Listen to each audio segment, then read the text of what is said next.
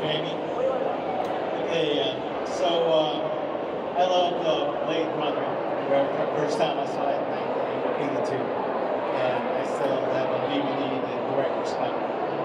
Anyway, my question is, so in Blade Runner, there's a scene where Daryl Hannah plays Chris, had a The scene where what? Daryl Hannah plays Chris had a fight with Harrison Ford's character, and she was doing something around up. Daryl Hannah's like real tall, 5'10", so I was wondering if she was really doing it or a body double. Well, she was doing part of it, but there was a gymnast there too. You can tell when it's Daryl because they always shoot her, and she had. You could tell what she looked like, you know, the way they shot her. But they would shoot the other girl when she was moving, you know, like when she was doing all those backflips and stuff. I don't think Daryl did all the backflips, although she may have tried to claim doing it at some point, but I think she got wise. Yeah. Film was a collaborative effort. Yeah, no, that scene was hard to do, but she did a great job with it, especially when her replicant self goes haywire. I was like, yeah. Twisted on the ground, yeah. We'll see. Taylor! Hi, what's your name? Hi, I'm Monica. So my question for you is that you've got this large repertoire of films that you've had in this great career. Is there one film that just stands out above all of them, that is one that's just really close to your heart, that you're really happy to have been a part of? Well, you judge your career in a couple different ways. You judge what film got the best launch and everything, or outcome. And of course, Blade Runner was, I think, the best film that I got to make. You know, and you always hope you get to make a ton of great movies. But then there's the experience of making a film, and I think one of the best movies that I got to make was a film called Fatal Instinct that Carl Reiner directed, that I loved. It was a fun movie for me to make, and it was very funny, I thought.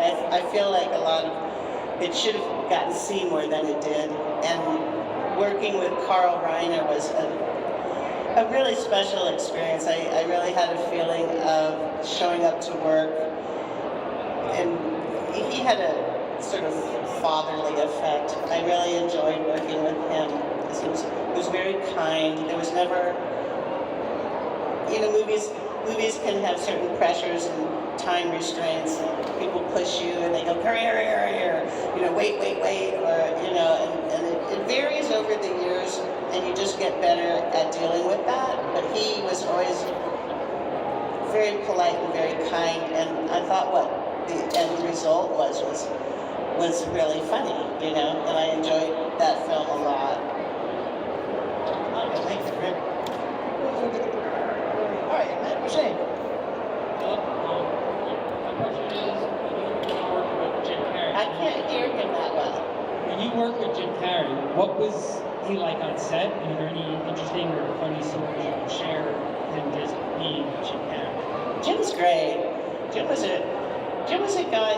Morgan Creek, who produced that film, didn't actually want me. They wanted Bridget Nielsen for the part, and I was like, but Jimmy. And to his credit, I don't think any other leading man actually did that for me. He just kept on going, no, I want Sean, you know. So he was somebody that was kind of protective of me, which I really appreciated, because it's very good for the guys in the business to be protective over the ladies, because they generally have a little more power to decide what goes on. So he just kind of wouldn't say, he just wouldn't agree. He just kept on going, no, we're going to have her. Well, no, we're going to have her.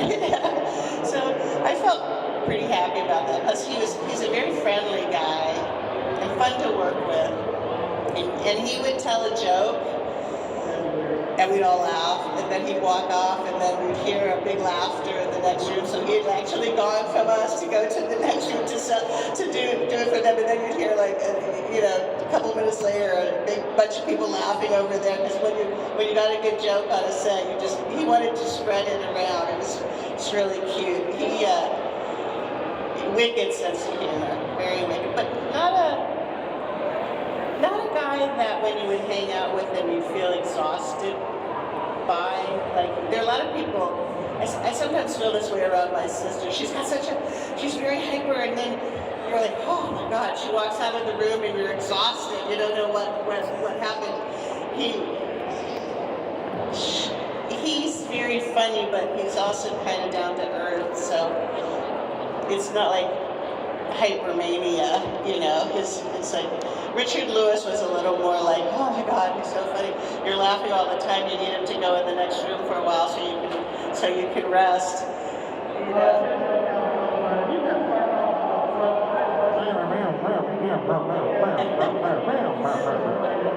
Well, Teo, while he's talking, I think we have time for 1 minute, 2 more, so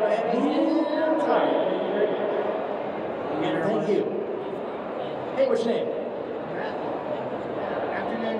Just curious, what do you think of Florida? Do you enjoy visiting? Oh, I love Florida. I have a friend down in Gulfport and a friends down at Longboat. Is it Longboat? Yeah, Longboat. And I've visited them.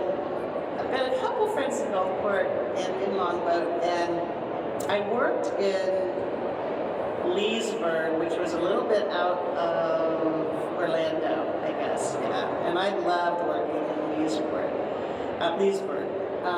Just a little bit south. It's not far, yeah. And we had a great group over there. A pastor who wrote a screenplay about a woman who was a journalist who basically helped raise the money to take over this old motel, which now they call it Samaritan Inn, and it's a place that actually in reality is helping homeless families get off the street. So I was really proud to be a part of that. That one's called No Vacancy, and Dean Cain plays the pastor, and T.C. Stallings plays the recovery person who's now working at the place. And it was a lot of fun, everybody working on it. And Florida's I would say like a mellow kind of place, It's kind of got a mellow feel to it. And it's a good thing, I think that's why people like to retire here, What percentage of the state of Florida is retirees? It's got to be a large, I would say it's a pretty large population. It was a destination, and now you've got people just been here long enough that they just retire here. Yeah. In Sedona, I used to live in Sedona, Arizona, which was considered a retiree type of place. And so there were a lot of people that were living there that were older, and there weren't like a lot of jobs for people there. So, except like restaurant or entertainment, or bars or stuff like that. But, yeah, Florida's great. In Florida, we're known for the attractions. So absolutely too. We're just out of time. Any future projects, or just any final thoughts you want to share with the audience? I have just gotten back from LA doing a show called The Activated Man, and the director's name is Nicholas Gyeney. I think it's Russian. It's Gyeney. And it's about, and he wrote it, it's about a guy who's my son, I play his mother, who discovers that he has more powers of telepathy and comprehension than he originally thought.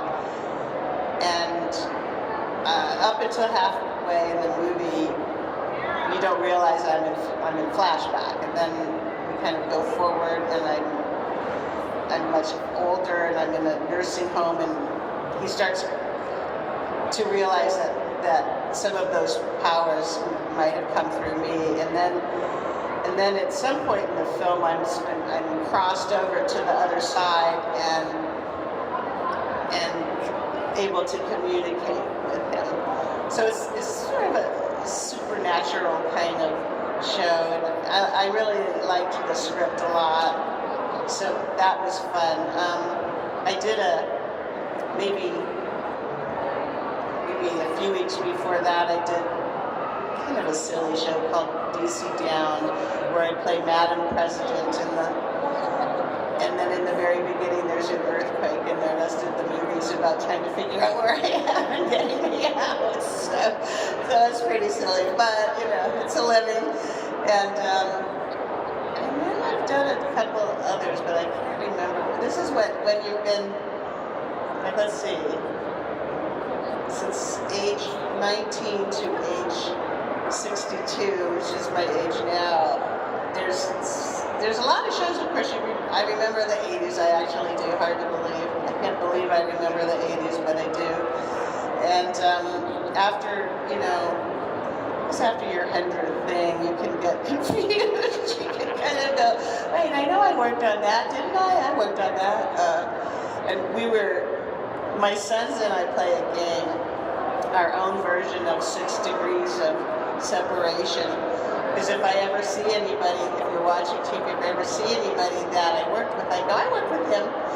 And the strangest one that has come up since then is a show that we watched called My Secret Garden, which was in black and white, except for the Secret Garden part. Margaret O'Brien was in that, and he just died. Dean Stockwell was in that as a little kid, and I said, I worked with him.